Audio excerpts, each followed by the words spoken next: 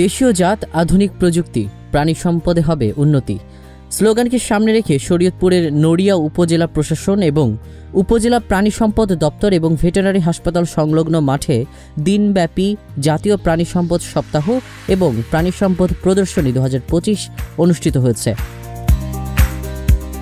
বুধবার বেলা 11টায় প্রদর্শনী মেলার উদ্বোধন করেন উপজেলা নির্বাহী অফিসার মোহাম্মদ আব্দুল কাইয়ুম খান। উপজেলা প্রাণী সম্পদ কর্মকর্তা ডক্টর ফারুক হোসেনের সভাপতিত্বে অনুষ্ঠিত প্রাণী সম্পদ প্রদর্শনী অনুষ্ঠানে অন্যদের মধ্যে বক্তব্য রাখেন নড়িয়া উপজেলা সহকারী ভূমি ও প্রশাসক লাকি দাস, উপজেলা কৃষি কর্মকর্তা কৃষিবিদ মোহাম্মদ সবুজ চৌধুরী।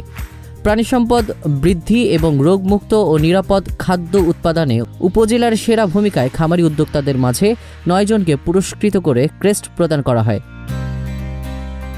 প্রাণী সম্পদ প্রদর্শনীতে পরপর 3 বছর 2টি বাছুর প্রসবকারী গরুকে দেখতে ভিড় জমায় দর্শনার্থীরা। প্রদর্শনীতে দেশি বিদেশি উন্নত জাতের পশু পাখির সমারোহে মুখরিত হয় প্রদর্শনী মাঠ চত্বর। এই প্রদর্শনী থেকে নতুন নতুন উদ্যোক্তা তৈরি হবে বলে জানান আয়োজকেরা। শরীয়তপুর প্রতিনিধি মফিজুর রহমান রিপনের পাঠানো তথ্য এবং ভিডিও চিত্রে ডেস্ক রিপোর্ট।